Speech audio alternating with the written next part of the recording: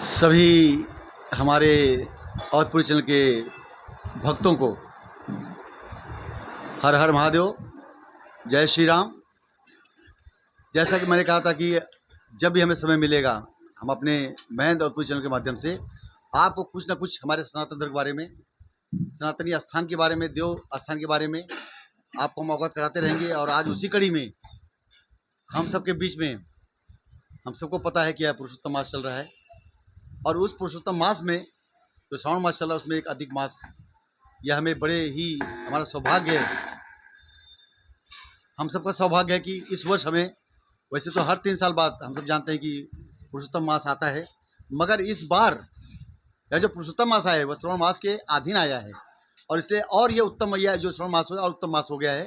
तो हमारे बीच में एक प्रकांड विद्वान और जो ज्योतिषाचार्य हैं, जो व्याकरणाचार्य हैं, और उनसे हम आज जानना चाहेंगे ये जो श्रावण मास है इसका महत्व क्या है, महात्म्य क्या है, पौराणिक दृष्टिकोण से भी, आध्यात्मिक दृष्टिकोण से भी, और उसके अंतर अगर अधिक मास आता है खास करके श्रावण मास में तो उस अधिक मास का भी क्या महत्व है। और जैसा कि हम सब जानते हैं जो श्रावण मास होता है यह हम सबके आराध्य देवों के देव महादेव शंकर बाबा, भोले बाबा, जिनके अनंत नाम हैं और उनके भक्त भी अनंत हैं और उनकी आराधना भी अनंत ढंग से की जाती है।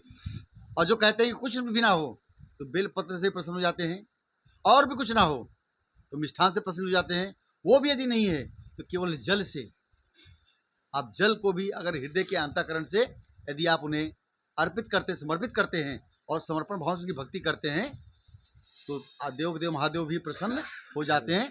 और इच्छित फल, सारे देव में ही एक ऐसे देव हैं जो सबसे जल्दी प्रसन्न होते हैं और सारे मनोकामना पूर्ण। तो मैं महात्मा जी से, हमारे आदरणीय श्री करुणानिधि मिश्र जी जो कि वेदाचार्य हैं और ज्योतिषाचार्य हैं, उनसे जानना चाहता हूं कि यह खास करके यह श्रावण मास का महत्व क्या है, महात्म्य क्या है, और उस श्रावण मास के अधीन यदि अगर अधिक मास आता है तो उसका महत्व क्या है, और पुराणों के माध्यम से भी और आध्यात्मिक माध्यम से भी। आदरणीय श्री पंडित श्री करुणानिधि मिश्रा जी। हर हर महादेव। हर हर महादेव। ये श्रावण मास शिव जी के लिए हर साल में एक महीना श्रावण का महीना आता है, उसमें इस बार ये जो अधिक मास बढ़ा है ये श्रावण के बीच मध्य में पड़ा है, इससे और इस पुरुषोत्तम मास की और महत्ता बढ़ गई है। और इस श्रावण महीने में जो अधिक मास है जिसका नाम मल मास है, अधिक मास इसलिए कहा जाता है कि यह 12 महीने के अतिरिक्त होता है और इस मास को शिव जी को दिया गया है। शिव जी के इसमें आराधना पूजा की जाती है जिससे इसका नाम पड़ गया पुरुषोत्तम मास। और इसमें शिव जी का अर्चना, वंदना, पूजा, आराधना, उपासना करने से, महामृत्युंजय, लघु मृत्युंजय जप करने से, रुद्राभिषेक विशेष रूप से कराने से सारी मनोकामनाएं पूर्ण होती हैं और व्यक्ति मनवांछित फल को प्राप्त होता है और वह जीवन में सुख का आनंद लेता है। इस अधिक मास में शिव जी की जितनी पूजा किया जाए, जिस भी प्रकार से किया जाए, विशेष रूप से इसमें महिलाओं को भी बताया गया है। श्रावण महीने में सोमवार व्रत करने का लाभ मिलता है, उनकी मनोकामनाएं पूर्ण होती हैं, घर में सुख सौहार्द बढ़ता है, पति का सौभाग्य बढ़ता है। और इस बार वह अधिक मास श्रावण मास में पड़ जाने से महिलाएं भी बहुत प्रसन्न हुई हैं कि उनको 8 सोमवार प्राप्त हुआ है। पूर्ण रूप से वो अपने व्रत का निर्वहन करते हुए शिव जी की आराधना, वंदना, पूजा, उपासना कर रही हैं और शिव जी की सबके ऊपर कृपा बनाए रहें। यह अधिक मास सबसे बड़ी बात है कि लगता है 3 साल पर, हर साल नहीं आता। एक साल में 365 दिन होते हैं, 3 साल में लगभग 1100-1200 दिन मिला करके हो जाते हैं। इस उपरांत जब सूर्य की संक्रांति नहीं पड़ती है तो उस साल यह मलमास पड़ता है। जरूरी नहीं कि यह श्रावण में ही पड़े, यह कभी भी पड़ सकता है, किसी भी महीने में पड़ सकता है, लेकिन सौभाग्य से इस बार सावन के मध्य में दोनों पक्ष के बीच में यह मलमास, अधिक मास, पुरुषोत्तम मास हमको प्राप्त हुआ है, मिला है। इसका हम भरपूर लाभ उठाएं, शिव जी की खूब पूजा अर्चना, वंदना, उपासना करें, रुद्राभिषेक करें, जिससे हमारे जीवन के दुख दूर हो जाते हैं, कष्ट कट जाते हैं और घर में आरोग्यता की प्राप्ति होती है, वैभव, ऐश्वर्य, कीर्ति बढ़ती है। हर हर महादेव।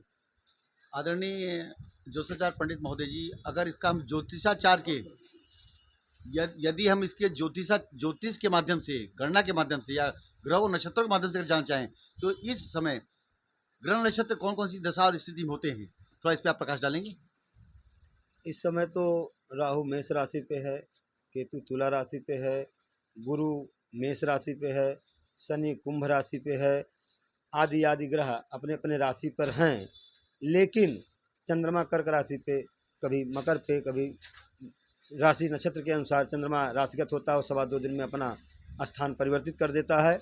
लेकिन यह जो महीना लगता है अधिक मास, यह सूर्य की जो संक्रांति होती है 30 अंश की एक राशि पर, तो इस महीने में शुरुआत में सूर्य किसी भी राशि पे प्रवेश में नहीं मिलता है, इसलिए उसमें संक्रांति सूर्य की नहीं प्राप्त होती, जिसके लिए इसको अधिक मास, अतिरिक्त मास, पुरुषोत्तम मास, मल मास का दर्जा दिया जाता है, उपमा दी जाती है।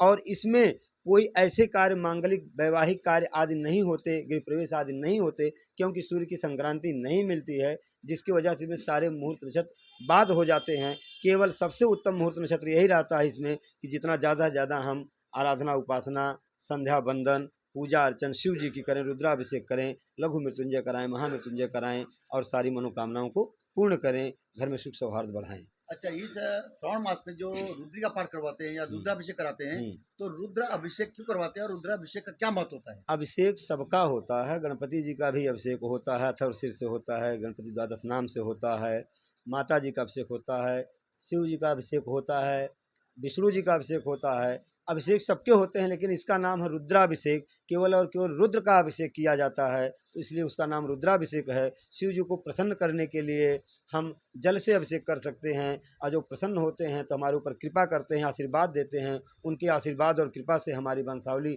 आगे बढ़ती है, कार्य व्यापार उत्तमोत्तम रहता है, घर में सुख शांति रहती है। और यह रुद्राभिषेक की श्रृंखलाएं अलग अलग हैं। गन्ने के रस से किया जाता है लक्ष्मी प्राप्ति के लिए, गंगा जल से किया जाता है सुख सौहार्द के लिए, दूध से किया जाता है पुत्र प्राप्ति के लिए और सारी मनोकामनाओं की प्राप्ति के लिए, इष्ट कामना की सिद्धि के लिए।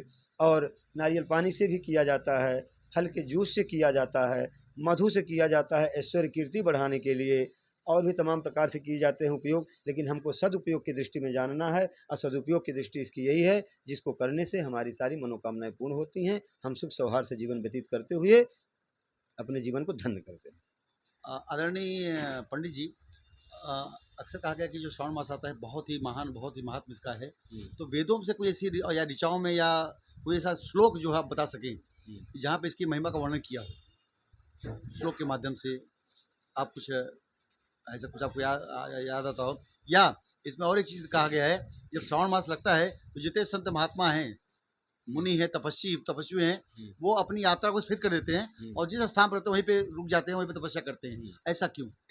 ये 3-4 महीने का जो समय रहता है, ये विशेष रूप से दंडी स्वामियों के लिए और सभी सन्यासियों के लिए। अच्छा। साधु संत तो उसमें आ ही जाते हैं, लेकिन विशेष रूप से दंडी स्वामी सन्यासी के लिए कि उनको ये 3-4 महीने वो एक जगह पे स्थगित रह करके अपना आराधना और क्या बोलते हैं उसको संध्या बंदन करते हैं, त्याग तपस्या करते हैं।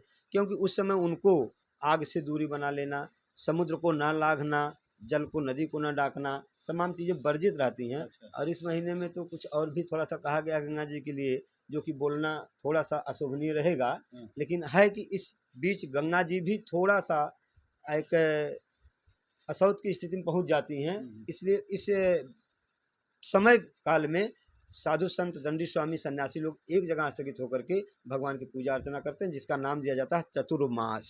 चतुर्मास इसलिए वह 4 महीने एक जगह स्थगित होकर के वहीं पर अपना एक समय भोजन प्रसाद फलहार आदि ले करके और भगवान की पूजा अर्चना वंदना करते हुए अपने त्याग तपस्या को बढ़ाते हैं, जिससे हमारे देश में, विश्व में रक्षा हो, कल्याण हो, सुख शांति हो। सर्वे भवन्तु सुखिना, सर्वे सन्तु निरामया, सर्वे भद्राणि पश्यन्तु, माँ कश्चित दुख भाग भवेत्। इस भावना के साथ हर हर महादेव।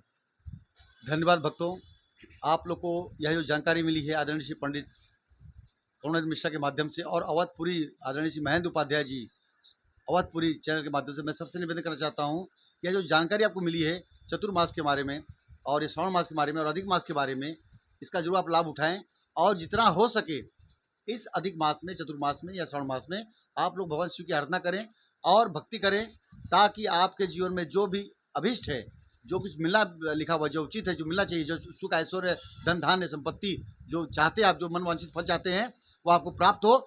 और एक निवेदन और करना चाहता हूँ कि जो हमारे भैया महेंद्र दौलतपुरी जी हैं, महेंद्र उपाध्याय जी, जो इतना शुभ काम करते हैं, एक धार्मिक काम करते हैं। आप देखते होंगे कि अयोध्या गए थे तो अयोध्या का कार्यक्रम उन्होंने लगातार 1 महीना लगातार कंटिन्यू सारे अयोध्या में जितने मंदिर हैं उन्होंने दिखाया आपको जो है। और न्यूनतम का प्रयास जहाँ पर भी भक्ति भाव हो, जहाँ पर धार्मिक अनुष्ठान हो, उसका कवरेज करते हैं।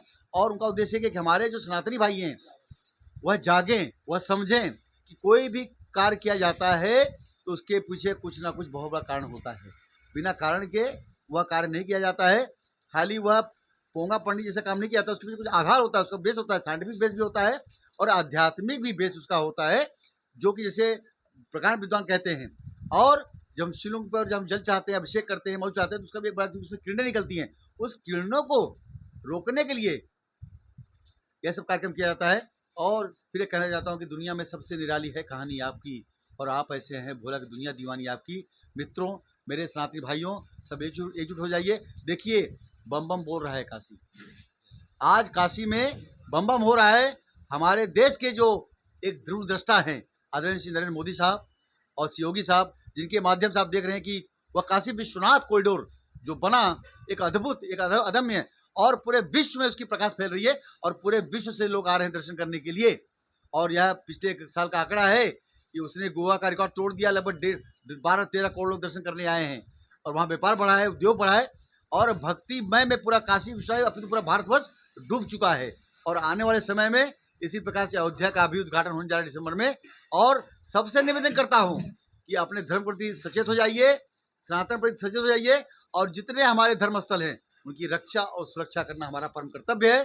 और हम लोग यदि नहीं करेंगे, धर्म रक्षित रक्षता, धर्म की यदि हम रक्षा करें तो धर्म हमारी रक्षा करेगा। और जितने हमारे प्रकांड विद्वान हैं, फिर से मैं और पूरी चैनल का मैं धन्यवाद देना चाहता हूँ। और उसी साथ में हमारे जो आदरणीय पंडित आचार्य दूसराचार्य पंडित करुणानंद मिश्र का धन्यवाद देना, उन्होंने अपना बहुमूल्य समय निकाला और जो हमें ज्ञानवर्धन किया। और हम आशा करते हैं जब भी उन्हें समय मिलेगा हमारे चैनल पे आएंगे और हर जो हमारे आध्यात्मिक क्षेत्र हैं, जो पौराणिक क्षेत्र हैं, उसके बारे में एक एक ज्ञानवर्धन करेंगे। फिर से हर हर महादेव, जय श्री राम, जय बजरंगबली, बोलो भारत माता की जय।